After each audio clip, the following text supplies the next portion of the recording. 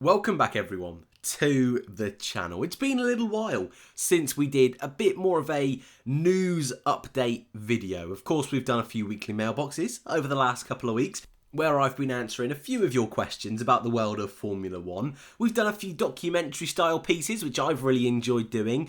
But today, I want to go back to basics because yesterday evening we got the news that the Canadian Grand Prix was being postponed, and this was inevitable, I would argue, but I wanted to just stop a moment and just take a look at where do we sit right now with the Formula 1 calendar. Because I said when we had that very first announcement that McLaren were going to pull out of the Australian Grand Prix, I said at the time I want to keep you guys updated, but I don't want to be ramming it down your throat. So I haven't actually done an updated calendar video since Bahrain was cancelled. So where do we sit right now?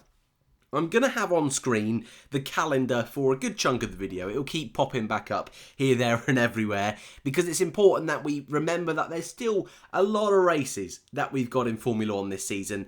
And at the moment, we've still got over 10. So that's not too bad. And also, a lot of these Grand Prix are going to move around. Races that are already cancelled and postponed, there's a chance they might reappear later on in the season. So if you want to keep up to date with all the Formula 1 news at the moment, but you don't want it to be rammed down your throat, feel free to subscribe if you are new. But now the Canadian Grand Prix has been postponed, where do we sit? What's going on? So the first 9 races of the calendar of the 2020 season have either been postponed or cancelled. The Monaco Grand Prix is officially cancelled, with it very, very, very likely that Australia will be cancelled as well. Sorry, my friends down under, but thanks to the race being held on partly official roads that are in use in day-to-day life, that is very, very difficult to reschedule a race to a different time in the year. So moving an Australian Grand Prix even into, let's say, August, where it's the summer for most of the world,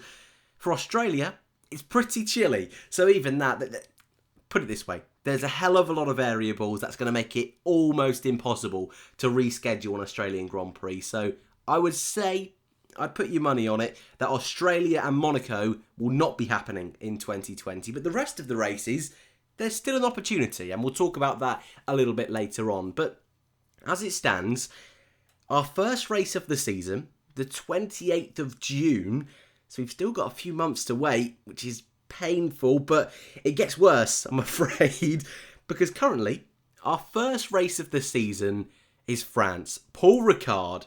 Now, this is not the best circuit for racing. If you're new to Formula 1, well, I suppose most Formula 1 fans, to be totally honest, are just looking forward to getting some racing back. And perhaps this could be the best news for France, being the first race back in the longest winter break of all time.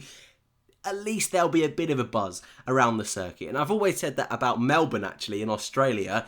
The circuit isn't great, but it has a particularly special place in my heart for being the first race of the season for so many years now. And maybe France will benefit from that first race back.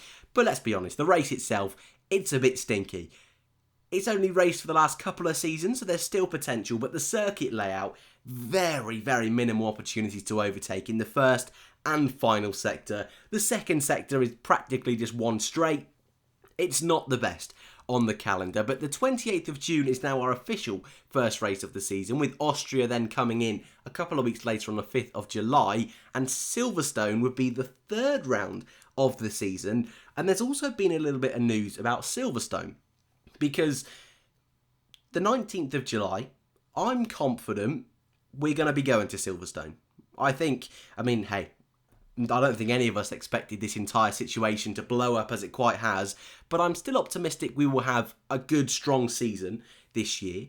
We have to have a minimum of 8 races for it to be included as an official World Championship, and I'm still confident that'll be okay. So the 19th of July, Silverstone, I'm confident it's going to go ahead. I couldn't be made to look very silly over the next few weeks, but an official announcement regarding the race is going to be made at the end of April. So we're going to know over the next few weeks whether Silverstone will be going ahead or it will be postponed. But what is interesting is that news this weekend being reported by The Race and other media sites that Silverstone might hold 2 race weekends this season, which could be interesting. Supposedly we have one normal race and another race using the exact same circuit, but driving backwards, the opposite way round.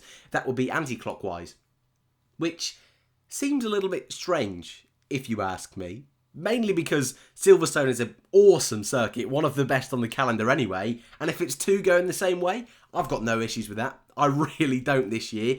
But also, doing the reverse layout of Silverstone, whilst it would be great that we get another race on the calendar, doing a reverse layout, to be totally honest with you, it's not really feasible in terms of runoff and safety of the particular circuit.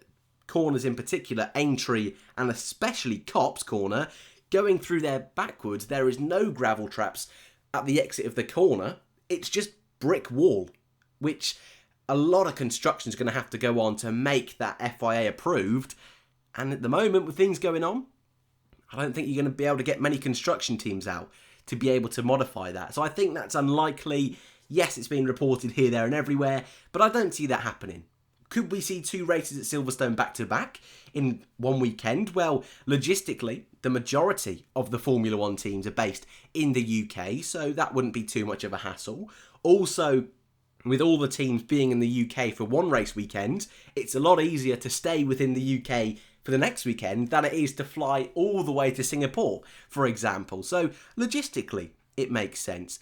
I think as Formula 1 fans, we'd love to see, let's say, just for this example, the Netherlands be squidged in instead. I would rather see, or at least give the opportunity to see racing in different countries, different circuits, and also give fans the opportunity with everything that's going on. I think a lot of us just want to get outside, so to give as many people as possible the chance to go to a race, I think would be quite nice. But of course, that's not the priority at the moment. It is obviously the health and safety of all the drivers and fans and teams and whatever. But when this is all out the way, I think the priority is getting in as many races as possible, but also that's logistically and feasibly possible for these teams. I think we've got to bear in mind that there is going to be some huge economic consequences with everything that's going on. So will teams necessarily want to do races in Silverstone next weekend, Singapore next weekend, Brazil? Bit of an extreme example, but you can see where I'm going with. I think teams will be a little bit cautious to allowing things like that to happen. So France is currently where we're starting. Silverstone, we could see a couple of races. There is a summer break still on the calendar, and that's between the 2nd of August Hungary and the 30th of August Belgium. And already Ross Brawn, one of the leaders of the Formula 1 management group, has said that it's very likely we're going to see a way with the summer break, that we will actually move races like the Netherlands, like Spain, like Azerbaijan into that summer break period. You could also just quickly geographically, it's plausible that countries like Bahrain and Vietnam and China can slot into that Asian leg of the season where you can see round 16 to 18, we've got Singapore, Russia and Japan. Well, it's a little bit more easier to move Bahrain and China because they're purpose-built circuits.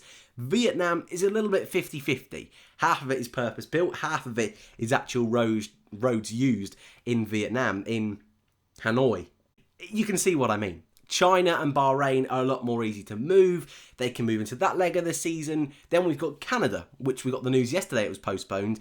That's a little bit more easy to move as well.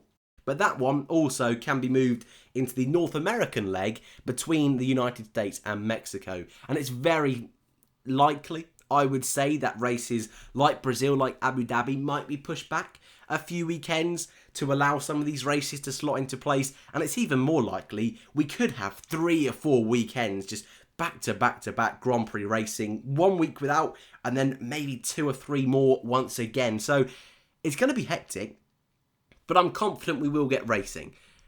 I think that's everything. Do I think there's going to be a season? Yes. I wouldn't panic just yet. Something that was asked a couple of weeks ago in the mailbox that I'll just quickly mention before I leave you. Someone asked about a super season, the possibility we could have 2020 and 2021 combined in this super season, this hyper mega season. I don't see that either.